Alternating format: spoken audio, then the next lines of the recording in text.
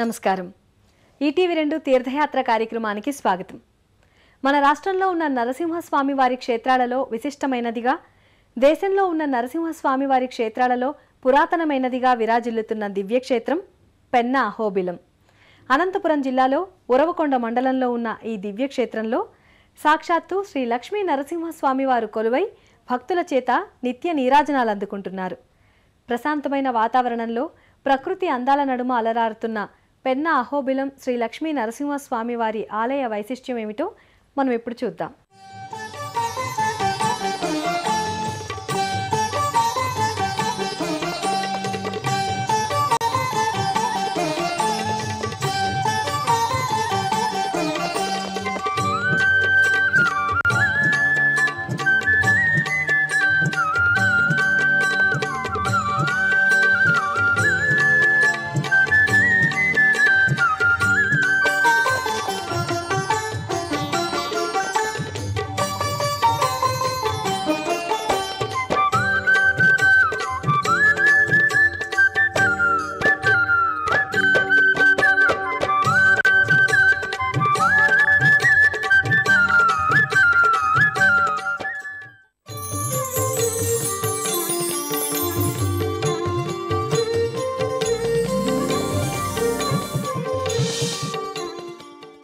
श्रीमत्पयोनिधि निकेतन चक्रपाणे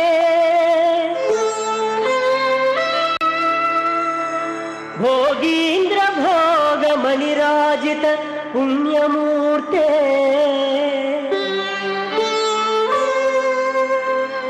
योगीश शाश्वत शरण्य भवाब्धिपोता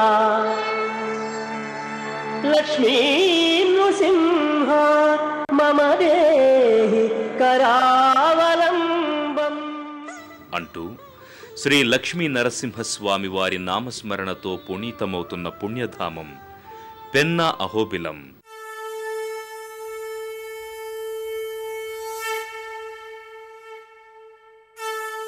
మనోహరమైన కొండలు, అటవీ ప్రాంతాన ఉన్న ఈ దివ్యక్షేత్రంలో సాక్షాత్తు నరసింహస్వామి వారు లక్ష్మీ అమ్మవారి సమేతంగా కొలువై భక్తుల చేత నిత్య నీరాజనాలు అందుకుంటున్నారు. అనంతపురం జిల్లా కదిరి పట్టణానికి సుమారు 50 కిలోమీటర్ల దూరంలో ఉన్న ఈ దివ్యక్షేత్రం అత్యంత పురాతనమైన మహిమాన్విత క్షేత్రంగా విరాజిల్లుతోంది.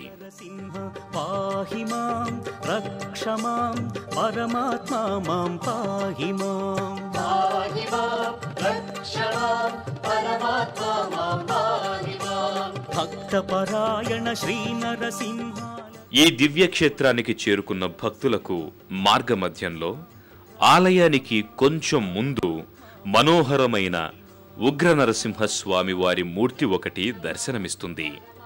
స్తంభాన్ని చీల్చుకొని వస్తున్నట్టుగా ఉన్న ఈ మూర్తి అత్యంత నయనానందకరంగా దర్శనమిచ్చి భక్తులలో భక్తిభావాన్ని పెంచుతుంది. ఈ మూర్తికి ఒక పక్క హిరణ్యకశిపుడు, మరో పక్క ప్రహ్లాదుని మూర్తులు కూడా మనోహరంగా దర్శనమిస్తాయి.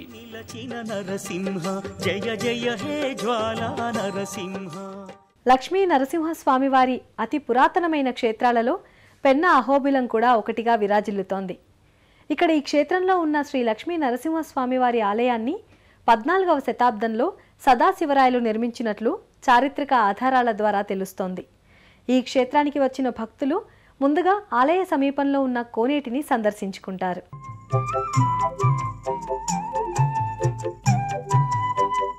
ఆయా మూర్తుల్ని దర్శించుకున్న భక్తులకు ఆలయ ప్రాంగణంలో ఓ కోనేరు దర్శనమిస్తుంది. విశాలమైన ప్రాంగణంలో ప్రశాంతమైన వాతావరణంలో అలరారుతున్న ఈ కోనేరులో పండుగలు పర్వాలప్పుడు భక్తులు స్నానాధికాలు చేస్తారు. అయితే ఈ క్షేత్రం మారుమూల ప్రాంతంలో ఉండడం వల్ల కోనేరు కూడా శిథిలమయ్యే స్థితికి చేరుకుంది.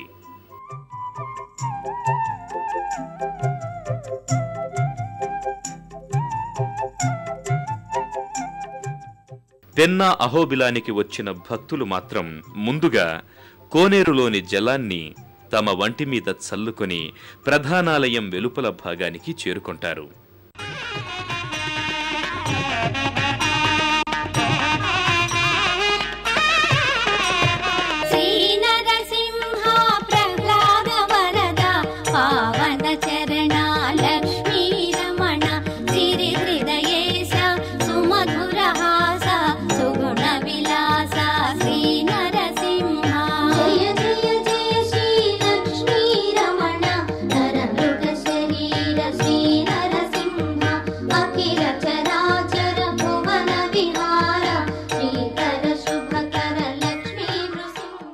సాక్షాత్తు శ్రీ లక్ష్మీ నరసింహస్వామివారు తన కుడికాలను మోపిన దివ్యక్షేత్రంగా పెన్న అహోబిలం ఖ్యాతికెక్కింది. అలాగే స్వామివారు ఎడమ పాదాన్ని అహోబిలంలో మోపారని భక్తులు చెప్తారు. ఆ కారణంగానే పెన్న అహోబిలం క్షేత్రానికి అహోబిలమంత ప్రాధాన్యం వచ్చిందని చెప్తారు.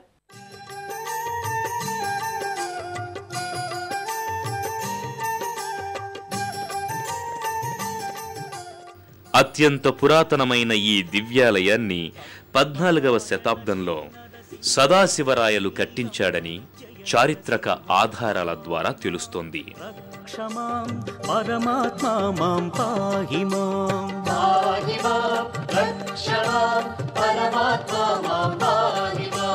భక్తపరాయణ శ్రీ నరసింహ లక్ష్మీ రమణ జయ నరసింహ పాహి మాం రక్ష మాం పరమాత్మా మాం పాహి మాం. సదాశివరాయలు తన జైత్రయాత్రకు గుర్తుగా నరసింహస్వామి వారి అభీష్టం మేరకు ఈ ఆలయాన్ని కట్టించినట్లు కూడా చారిత్రక ఆధారాల ద్వారా తెలుస్తుంది. అగస్త్య మహర్షి పూజలతో సంతసముందిన పరమాత్మ పుణ్యస్థలి మాల్యాద్రిపై కొలువై నిలచిన నరసింహ జయ జయ హే జ్వాలా నరసింహ పాహి మాం రక్ష మాం పరమాత్మ. అతి విశాలంగా దర్శనమిచ్చే ఈ ప్రధానాలయ ప్రాంగణంలో ఓ పక్క రాజగోపురం, మరో పక్క కళ్యాణ మండపం దర్శనమిస్తుంది. వాటిని దర్శించుకున్న భక్తులకు ఆలయ ప్రాంగణంలో 3 ధ్వజస్తంభాలు దర్శనమిస్తాయి. వీటిలో 2 ధ్వజస్తంభాలు పురాతనమైనవి కాగా మరొకటి నూతనంగా ఏర్పాటు చేసినది. స్వామివారికి ఎదురుగా ఓ మందిరంలో గరుత్మంతుడు దర్శనమిస్తాడు. ఇక్కడ ఈ క్షేత్రాన స్వామివారి ఆవిర్భావం వెనుక ఓ పురాణ గాథ ప్రచారంలో ఉంది. పూర్వం పెన్న అహోబిలంకు సమీపాన ఉన్న గొల్లపల్లి అనే గ్రామంలో ఓ యజమానికి చెందిన ఆవు ఒకటి కొండమీదున్న బిలంలో పాలను కురిపించేదట. ఈ విషయం తెలియని ఆ యజమాని విపరీతంగా మదనపడిపోయాడట. అయితే ఓ రోజు శ్రీ లక్ష్మీ నరసింహస్వామి ఆ యజమాని కలలో కనిపించి తను బిలంలో ఉన్నానని, ఆవు తనకే పాలిస్తోందని చెప్పాడట. స్వామి చెప్పిన గుర్తుల మేరకు ఆ యజమాని వెదకగా కొండ మీద బిలం కనిపించిందట. ఆ బిలంలో స్వామివారి పాదాలు కూడా కనిపించాయట. దాంతో అలౌకికమైన ఆనందానికి గురైన ఆ యజమాని గ్రామస్తుల సహాయంతో చిన్న ఆలయాన్ని కట్టాడట. అలాగే ఇక్కడ స్వామివారి గుడి నిర్మాణం వెనుక కూడా ఓ పురాణ గాథ ఉంది. సదాశివరాయలు తన జైత్రయాత్రలో భాగంగా ఇక్కడ స్వామిని కొలిచి విజయుడయ్యాడట. దాంతో స్వామి పట్ల నమ్మకాన్ని పెంచుకున్న సదాశివరాయలు స్వామి అభీష్టం మేరకు ఇక్కడ ఈ ఆలయాన్ని నిర్మించాడని పురాణాల ద్వారా తెలుస్తోంది. స్వామి పట్ల భక్తి విశ్వాసాలతో ఆలయానికి వచ్చిన భక్తులు అంతే విశ్వాసంతో ఓం ఉగ్ర నరసింహ స్వామియే నమః అంటూ గర్భాలయంలోకి ప్రవేశించి గర్భాలయంలో కొలువైన లక్ష్మీ నరసింహస్వామి వారి దివ్యమంగళ శిలారూపాన్ని దర్శించుకుని చేతులు జోడించి తండ్రి నరసింహ ప్రహ్లాదుని భక్తికి మెచ్చి అతనికి కైవల్య ప్రాప్తిని కలిగించిన కరుణామయుడవు నీవు, మా పూజలందుకొని మమ్మనుగ్రహించు స్వామి అంటూ చేతులు జోడిస్తారు.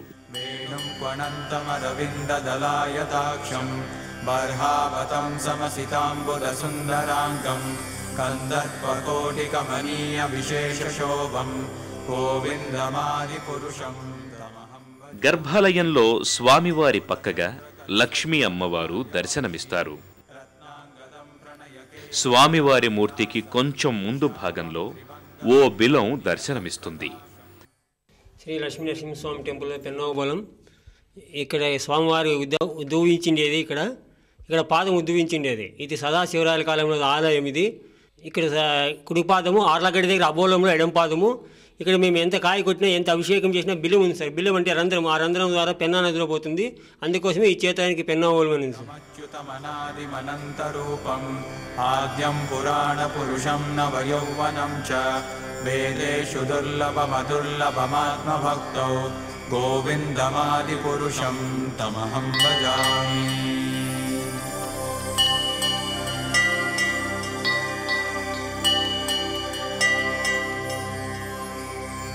పంతాస్తు కోటిశతవత్సర సంప్రగమ్యో వాయోరథాపి మనసో మునిపుంగవానాం సోప్యస్తి యత్ప్రపదసిమ్య విచింద్యదత్వే గోవిందమాది పురుషం తమహం భజామి.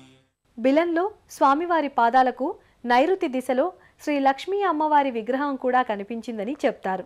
అలాగే సదాశివరాయలు తన జైత్రయాత్రలో భాగంగా ఇక్కడ ఈ ఆలయంలో ఏకశిలను ఒకదానిని కూడా స్థాపించినట్లు చారిత్రక ఆధారాల ద్వారా తెలుస్తోంది. గర్భాలయంలో శ్రీ లక్ష్మీ నరసింహస్వామిని దర్శించుకున్న భక్తులు అనంతరం ఆలయ ప్రాంగణంలో ఉన్న ఇతర దేవీ దేవతలని సందర్శిస్తారు. గర్భాలయంలో లక్ష్మీ నరసింహస్వామి వారిని దర్శించుకున్న భక్తులు అనంతరం ఇక్కడే ఉన్న రాజ్యలక్ష్మి అమ్మవారిని కూడా దర్శించుకుంటారు. ఇక్కడ అమ్మవారు ఈ క్షేత్రానికి వచ్చే భక్తులకు ఎలాంటి ఆటంకాలు లేకుండా కాచి కాపాడతారని భక్తులు విశ్వసిస్తారు.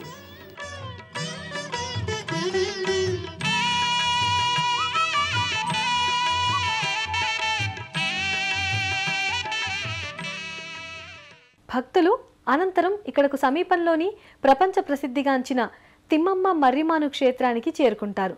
ఈ మర్రిమానుకు సంబంధించి ఇక్కడ ఓ పురాణ గాథ ప్రచారంలో ఉంది. పూర్వం ఈ క్షేత్రంలో తిమ్మమాంబ చినవీరయ్య దంపతులు సుఖంగా సహజీవనం చేస్తూ నివసించేవారట. అయితే ఒకప్పుడు చినవీరయ్య కుష్టి వ్యాధిగ్రస్తుడు అవడంతో ఊరు వెలివేసిందట. దాంతో పతివ్రత అయిన తిమ్మమాంబ ఈ క్షేత్రంలో పతికి సేవలు చేసిందట. కొంతకాలానికి వ్యాధి పెరిగిపోవటంతో వీరయ్య మరణించాడట. పతివ్రతా ధర్మాన్ని ఎరిగిన తిమ్మమాంబ కూడా తన భర్తతో పాటు ఇక్కడే ఆత్మహత్య చేసుకుందట. తిమ్మమ్మ మరణించిన స్థలంలోనే ఆనాడు కొంతమంది గ్రామస్తులు 4 మొక్కల్ని నాటగా వాటిలో ఒకటి పెరిగి పెద్దదై సుమారు 1680 శాఖలుగా పెరిగి ప్రపంచంలోనే అతిపెద్ద వృక్షరాజంగా పేర్గాంచింది. దానిని తిమ్మమ్మ అమ్మవారి త్యాగనిరతికి గుర్తుగా భక్తులు భావిస్తారు. అమ్మవారిని దర్శించుకున్న భక్తులు అనంతరం ఇక్కడకు సమీపంలోని ప్రపంచ ప్రసిద్ధిగాంచిన తిమ్మమ్మ మర్రిమాను క్షేత్రానికి బయలుదేరుతారు.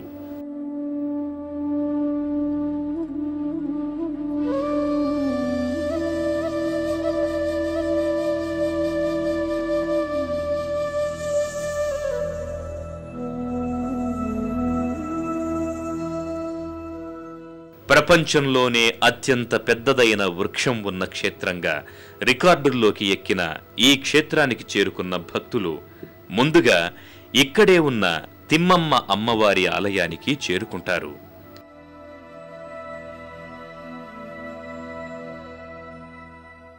ఆధునికంగా నిర్మించిన ఈ ఆలయానికి సమీపంలో అతి పురాతనమైన ఆలయం భక్తులకు దర్శనమిస్తుంది. ఈ ఆలయానికి ముందు భాగంలో శిలారూపంలో ఉన్న విఘ్న వినాయకుడు దర్శనమిస్తాడు.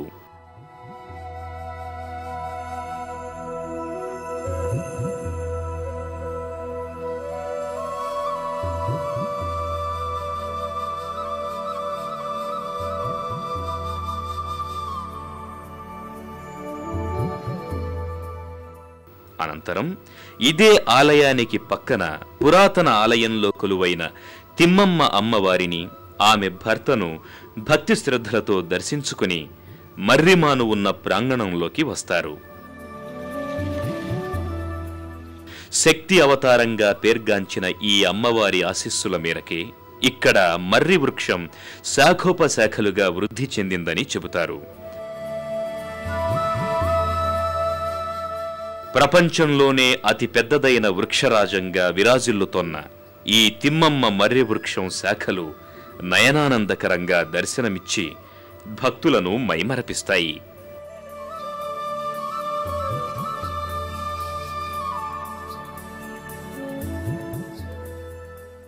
భక్తులు అనంతరం ఇక్కడకు సమీపంలోని కటారుపల్లి గ్రామానికి చేరుకుంటారు. విజ్ఞాన ఖనిగా సరస్వతి పుత్రునిగా పేర్గాంచిన యోగి వేమన ఇక్కడే కన్నుమూశారని చెప్తారు. ఆ క్షేత్ర విశేషాలేంటో ఇప్పుడు పరిశీలించండి.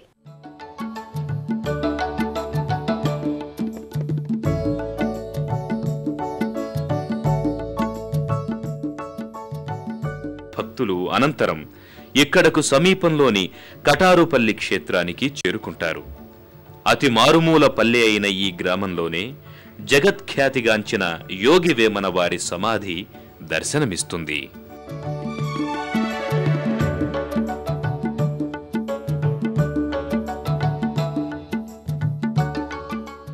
అనంతరం భక్తులు గర్భాలయంలో ఉన్న యోగి వేమన సమాధిని దర్శించుకుని భక్తి శ్రద్ధలతో చేతులు జోడిస్తారు. కటారుపల్లెలో ఉన్న యోగి వేమన సమాధి ఉన్న ఆలయం ఓ తీర్థయాత్రా స్థలంగా విఖ్యాతికెక్కింది. ఆ కారణంగానే వందలాది మంది భక్తులు స్వామివారి సమాధిని దర్శించుకుని తమకు జ్ఞానభిక్ష పెట్టమని విన్నవించుకుంటారు.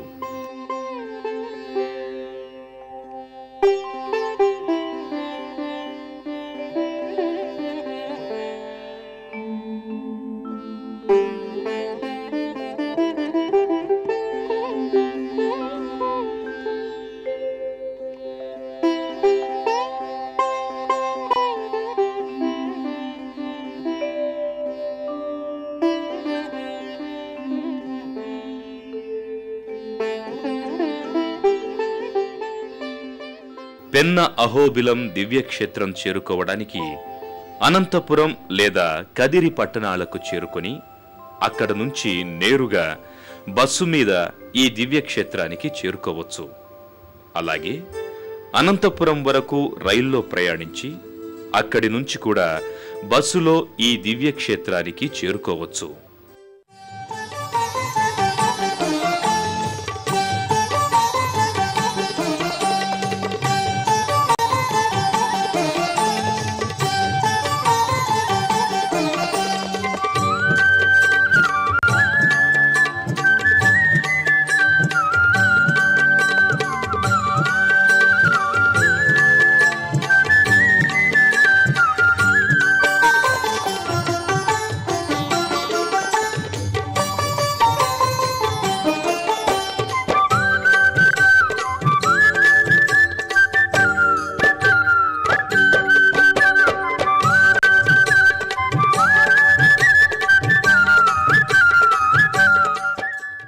పెన్నా అహోబిలంలో కొలువైన లక్ష్మీ నరసింహస్వామి వారి దర్శనం బహుజన్మల పుణ్యఫలంగా భక్తులు భావిస్తారు.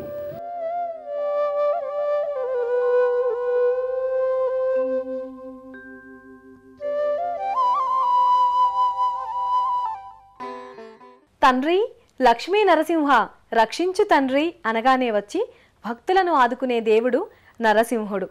ఉగ్ర నరసింహుడిగా జ్వాలా నరసింహుడిగా పేర్గాంచిన పెన్న అహోబిలం శ్రీ లక్ష్మీ నరసింహస్వామి వారి కరుణా కటాక్ష వీక్షణాలు అందరి మీద ఉండాలని కోరుకుంటూ మరో తీర్థయాత్రలో మళ్ళీ కలుసుకుందాం. అంతవరకు సెలవు మరి. నమస్కారం.